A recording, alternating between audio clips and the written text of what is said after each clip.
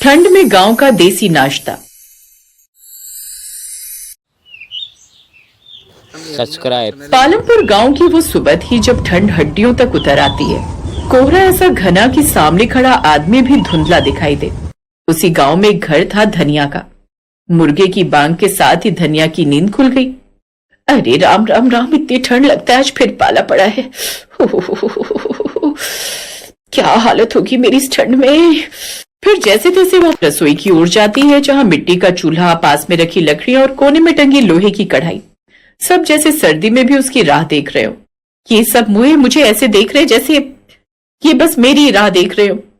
पता नहीं भगवान ने ये पेट क्यों बनाए। ना तो ये पेट होता, ना भूख लगती, हमें ना इतनी ठंड में हमें काम करना पड़ता। वो ये सब बातें सोच ही रही थी कि तभी अंदर कमरे से उसकी सास की कुड़कुड़ाती आवाज आई। बहू उठ गई का? आज तो बहुत ठंड है, देसी नाश्ता बना दे, शरीर में गर्मी आ जाएगी। हाँ माँ जी, आज बाजरे की रोटी, सरसों का साग और गुड़ की चाय बनाऊंगी। अरे वाह वाह, क्या नाम ले लिया तूने बहू।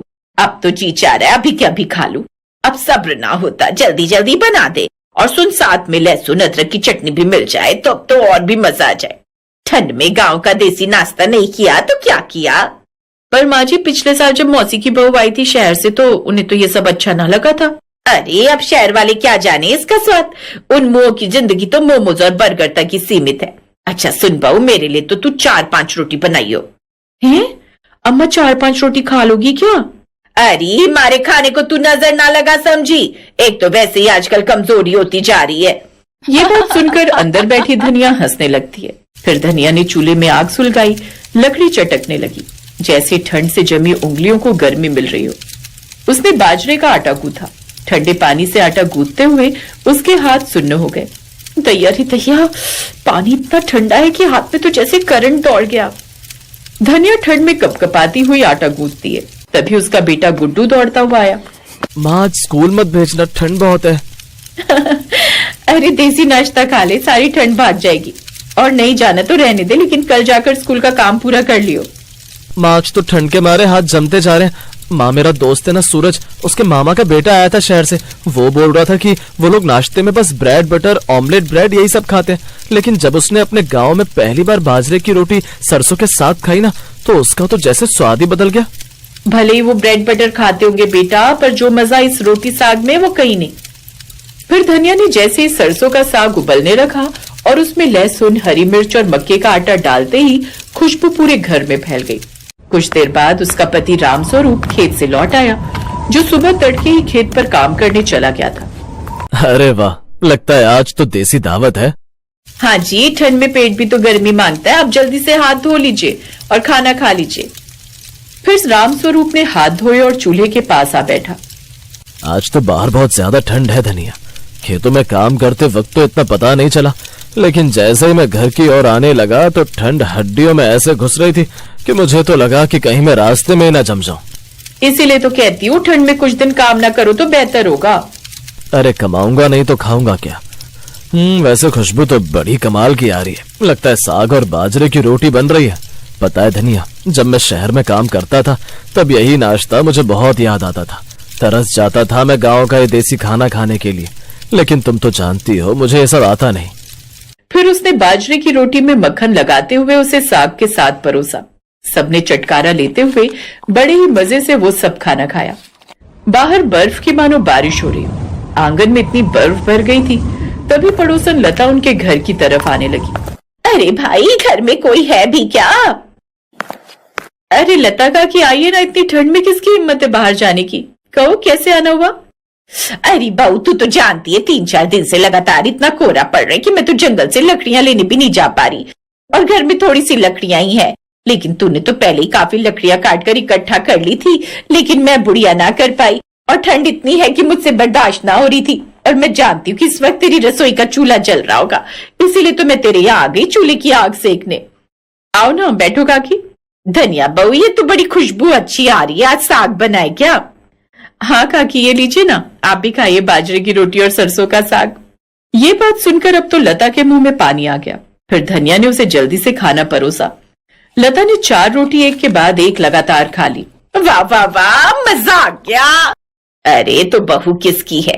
हाँ हाँ जानती हूँ तेरी ही है, पहले मेरी होती क्योंकि पसंद तो इसे मैंने किया था अपने बेटे के लिए, लेकिन मेरा ही बेटा नालायक निकला जो इस हीरे को छोड़कर उस दूसरे गांव की नंदिनी से लव मैरिज करके ले आया। वो तो कई साल शहर में रही है तो उसे तो गांव के नाश्ते के बारे में ज्यादा कुछ पता भी नहीं।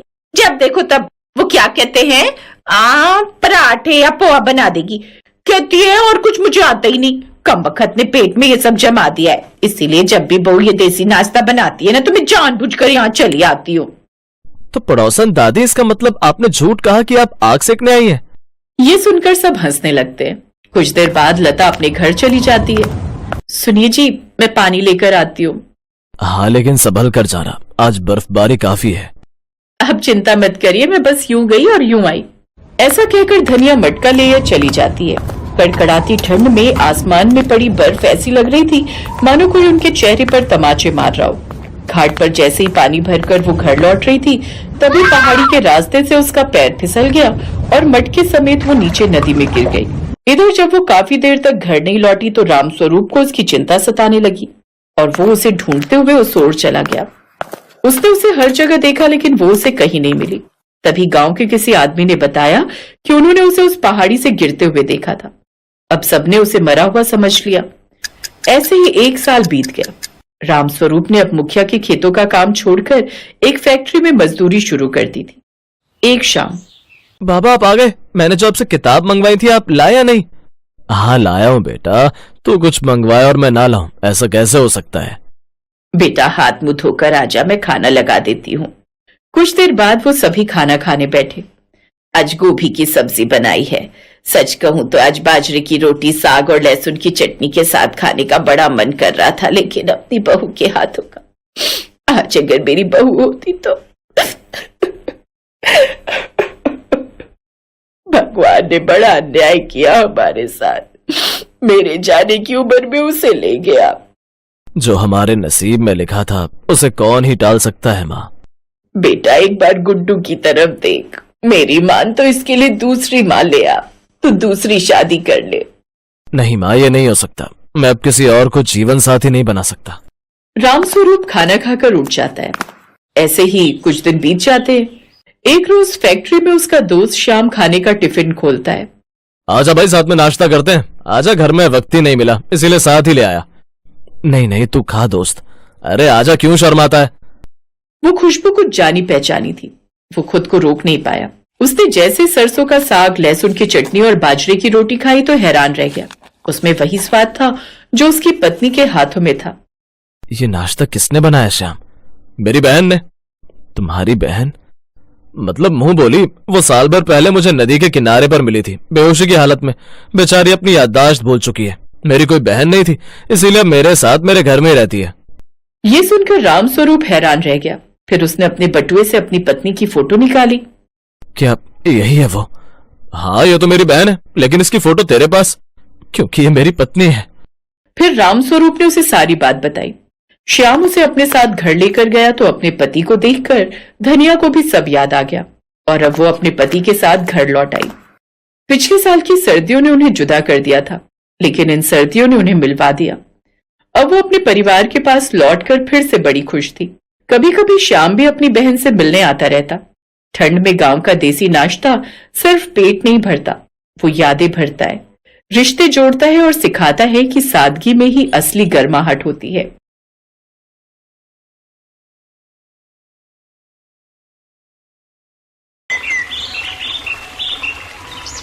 नंदिनी बहुत ही समझदार औरत थी जो हमेशा अपने परिवार को अच्छी बातें सिखाया करती, लेकिन आज वो और दिन से भी ज्यादा खुश थी। और खुश होती भी क्यों ना, उसने अपने इकलौते बेटे अतुल की शादी गांव की लड़की काजल से जो करवा दी थी। अब काजल शादी करके शहर अपने ससुराल आ जाती है और अपना बड़ा सा मॉडर्न घर देखकर खुश हो जाती है। हाय दैया, इतना बड़ा घर! ये घर कम गांव के किसी जमींदार की हवेली ज्यादा लग रही है। अब ये घर है या हवेली या फिर कोई मंदिर, ये तेरा ही है बहू। अब तुझे ही इस घर को और इस घर वालों को संभालना है। आजा, अब अपने शुभ कदमों के साथ घर में प्रवेश कर। काजल अब अपनी सास की बात सुनकर खुश हो जाती है और उसके बाद अपने ससुराल में गृह प्रवेश करती है। उसके ससुराल में बहुत सारी आधुनिक चीज रखी हुई थी। काजल अपने घर आकर बहुत ज्यादा खुश थी, लेकिन उसकी खुशी मायूसी में बदल जाती है तब जब वो अगले दिन जाकर अपनी रसोई देखती है। वो देखती है कि वहाँ पर तरह तरह की मशीन रखी हुई थी। ये देखकर वो परेशान हो जाती है और कहती है, हाय राम जी, ये सब क्या है? यहाँ पर तो कई तरह की मशीन रखी है और आधे से ज्यादा मशीन का इस्तेमाल करना तो मुझे आता ही नहीं है। तभी वहाँ पर पायल छनकाती हुई उसकी सास नंदिनी आती है और कहती है, क्या बात है बहू, अभी अभी तू इस घर में आई है और अभी से तेरे चेहरे की रंगत उड़ गई। कोई तुझे देखेगा तो कहेगा कि तेरी सास और तेरे ससुराल वाले तुझे परेशान करते हैं। अब बता, इतनी उदास क्यों है? आप ही बताइए ना माँ जी, मैं क्या करूँ? यहाँ पर कितनी सारी मशीन रखी हुई है, हर काम को करने के लिए अलग मशीन है और मैं गांव से आई हूँ, मुझे ये सब इस्तेमाल करने ही नहीं आते, फिर मैं क्या करूँ? काजल बहू, मुझे चाय पीने की आदत है। सबसे पहले तो तू मुझे चाय पिला दे, और दूसरी बात, अभी सुबह के 7 बजे है। हमारे घर वाले 10 बजे नाश्ता करते हैं। 3 घंटे में अपने हिसाब से इस रसोई को सजा दे, क्योंकि अब तो ये रसोई तुझे ही संभालनी है। तुझे जैसे इस रसोई को बनाना है तू बना सकती है। काजल ये बात सुनकर खुश हो जाती है, अपनी सास नंदिनी को चाय बनाकर पिलाती है। चाय पीकर नंदिनी अपने कमरे में चली जाती है तो वहीं काजल कहती है, अब हुई ना बात, हम इस रसोई को ऐसे बना देंगे कि ऐसा लगेगा कि शहरी घर के अंदर गांव की रसोई है। काजल ये बोलकर बाहर से मिट्टी उठाकर लाती है और उसके बाद रसोई के अंदर ही एक मिट्टी का चूल्हा बनाकर तैयार कर देती है। वो आधे से ज्यादा बर्तन नीचे जमीन पर सजा देती है और फिर थोड़ी देर में खाना बनाना शुरू करती है। रसोई से तेज धुआं उठने लगता है। तभी उसका ससुर रसोई में जाता है और कहता है, अरे भागो भागो, रसोई में आग लग गई है, इतना धुआं उठ रहा है, अरे भागो जल्दी। तो काजल को जमीन पर बैठकर खाना बनाते हुए देखता है और घर वालों को आवाज लगाकर बुलाता है, अरे नंदिनी, जरा यहाँ आओ, देखो ये काजल बहू ने क्या रायता फैलाया हुआ है। कल को पड़ोसियों तक धुआं जाएगा तो वो भी फायर ब्रिगेड वालों को फोन करके बुला देंगे। नंदिनी रसोई में आती है और काजल से कहती है, ये सब क्या है काजल बहू? मैंने तुझे रसोई को अपने हिसाब से संभालने के लिए कहा था, लेकिन तूने ये रसोई का क्या हाल कर दिया। और ये चूल्हा जलाने के लिए तू लकड़ी लेकर कहाँ से आई है? माँ जी, रसोई के अंदर एक कुर्सी रखी हुई थी, मुझे ऐसा लगा वो फालतू है तो मैंने उसे तोड़कर चूल्हे में आग लगा दिया।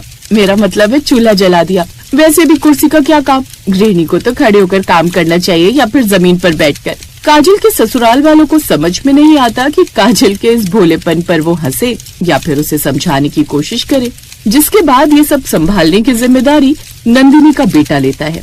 काजल, ये शहरी रसोई है, इससे तुम अपने गांव की देसी रसोई नहीं बना सकती हो, इसलिए तुम्हें ये चूल्हा यहाँ से हटाना होगा। यहाँ पर सोसाइटी के लोग रहते हैं, इतना धुआं आने से वो लोग शिकायत कर सकते हैं कि हम वायु में प्रदूषण कर रहे हैं। ठीक है अतुल जी, अब से मैं गैस पर ही खाना बनाने की कोशिश करूंगी।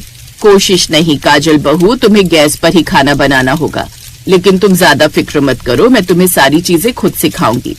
नंदिनी भी अब अपनी बहू काजल के साथ मिलकर नाश्ता बनाने लगती है। काजल भी धीरे धीरे रसोई में खाना बनाना सीखने लगती है, लेकिन फिर भी वो अपने गांव की रसोई को बहुत ज्यादा याद किया करती। कुछ दिन गुजरते हैं।